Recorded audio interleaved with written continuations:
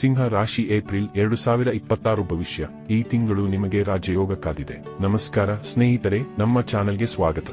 ಜೀವನದಲ್ಲಿ ಒಂದು ಮಾತು ನೆನಪಿಡಿ, ನೀವು 10 ಬಾರಿ ಸೋಲ್ಲಿ ಅಥವಾ 100 ಬಾರಿ ಸೋಲ್ಲಿ, ಆದರೆ ನಾನು ಸಾಮಾನ್ಯ ಮನುಷ್ಯನಾಗಿ ಬದುಕುವುದಿಲ್ಲ ಎಂಬ ಸಂಕಲ್ಪ ಮಾತ್ರ ನಿಮ್ಮಲ್ಲಿರಲಿ.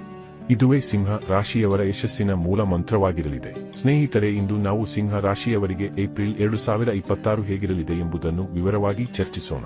ಇದು ಕೇವಲ ರಾಶಿ ಭವಿಷ್ಯವಲ್ಲ, ಇದು ಬ್ರಹ್ಮಾಂಡದಲ್ಲಿ ಗ್ರಹಗಳ ಸಂಚಾರ ಅಥವಾ ಗೋಚಾರ ಫಲವಾಗಿದೆ. ನಿಮ್ಮ ಜನ್ಮ ಕುಂಡಲಿಯಲ್ಲಿ ಗ್ರಹಗಳು ಹೇಗಿವೆ ಮತ್ತು ನಿಮ್ಮ ಕರ್ಮಗಳು ಎಂತಹುದು ಎಂಬುದು ನಿಮ್ಮ ಜೀವನದ ದಿಕ್ಕನ್ನು ನಿರ್ಧರಿಸುತ್ತದೆ. ನಿಮ್ಮ ಕರ್ಮವೇ ನಿಮ್ಮ ಅದೃಷ್ಟ. ಬನ್ನಿ, ಈ ತಿಂಗಳು ಗ್ರಹಗಳು ನಿಮಗೆ ಎಷ್ಟು ಬೆಂಬಲ ನೀಡುತ್ತಿವೆ ಎಂದು ತಿಳಿಯೋಣ.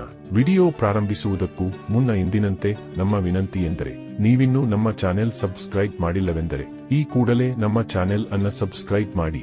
ಜೊತೆಗೆ ನಮ್ಮೆಲ್ಲ ವಿಡಿಯೋಗಳ ನಿರಂತರ ಅಪ್ಡೇಟ್ಸ್ಗಳಿಗಾಗಿ ತಪ್ಪದೇ ಪಕ್ಕದ ಬೆಲ್ ಐಕಾನ್ ಬಟನ್ ಕೂಡ ಕ್ಲಿಕ್ ಮಾಡಿ. ನಿಮ್ಮ ಜೀವನದಲ್ಲಿಯೂ ಏನಾದರೂ ಸಮಸ್ಯೆಗಳು ಬಾಧಿಸುತ್ತಲಿದ್ದರೆ ಈ ಕೂಡಲೇ ಸ್ಕ್ರೀನ್ ಮೇಲೆ ಕಾಣ್ತಿರುವ ನಮ್ಮ ಗುರೂಜಿ ನಂಬರ್ಗೆ ಕರೆ ಮಾಡಿ ಶೀಘ್ರವೇ ಶಾಶ್ವತ ಪರಿಹಾರ ಕಂಡುಕೊಳ್ಳಿ. ಸ್ನೇಹಿತರೆ, ಮೊದಲಿಗೆ ಇಲ್ಲಿ ಏಪ್ರಿಲ್ ತಿಂಗಳ ಗ್ರಹಗತಿಗಳ ಸ್ಥಿತಿಗತಿಗಳನ್ನು ತಿಳಿದುಕೊಳ್ಳೋಣ.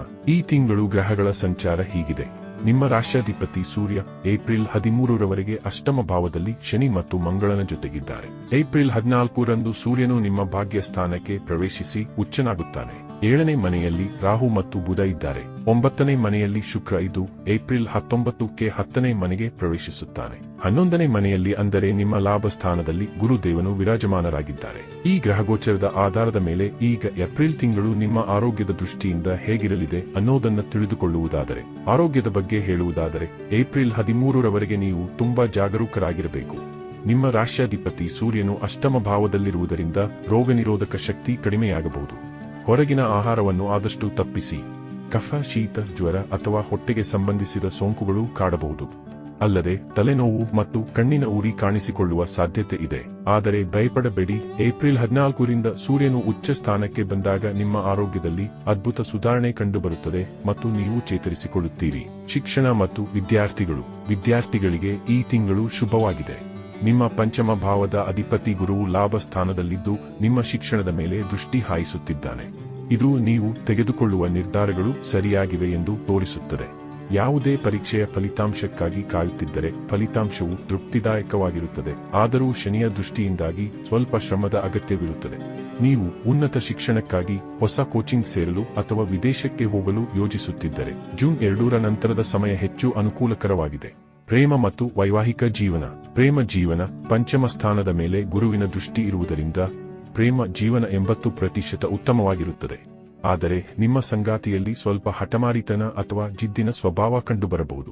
ಹೊಸ ಸ್ನೇಹ ಅಥವಾ ಸಂಬಂಧಗಳು ಬೆಳೆಯುವ ಸಾಧ್ಯತೆ ಇದೆ. ವೈವಾಹಿಕ ಜೀವನ.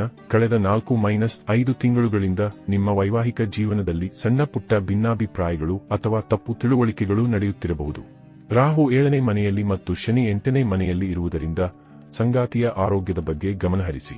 ಕೀಲು ನೋವು ಅಥವಾ ಅಲರ್ಜಿಯಂತಹ ಸಮಸ್ಯೆಗಳು ಅವರಿಗೆ ಕಾಡಬಹುದು. ಮಾತಿನ ಮೇಲೆ ಹಿಡಿತವಿರಲಿ. ವೃತ್ತಿ ಮತ್ತು ವ್ಯವಹಾರ. ವೃತ್ತಿ ಜೀವನ.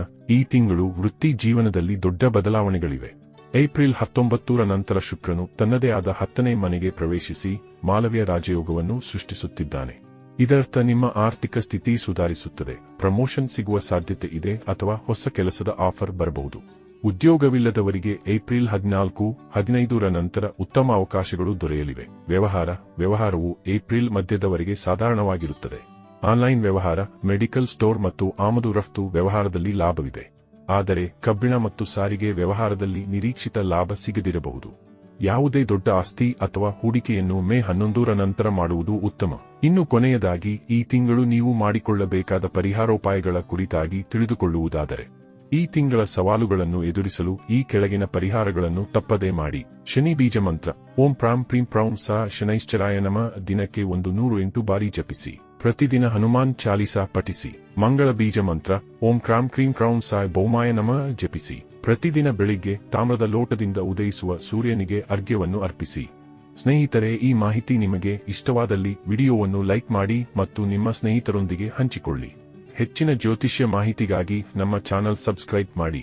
ಹರ ಹರ ಮಹಾದೇವ.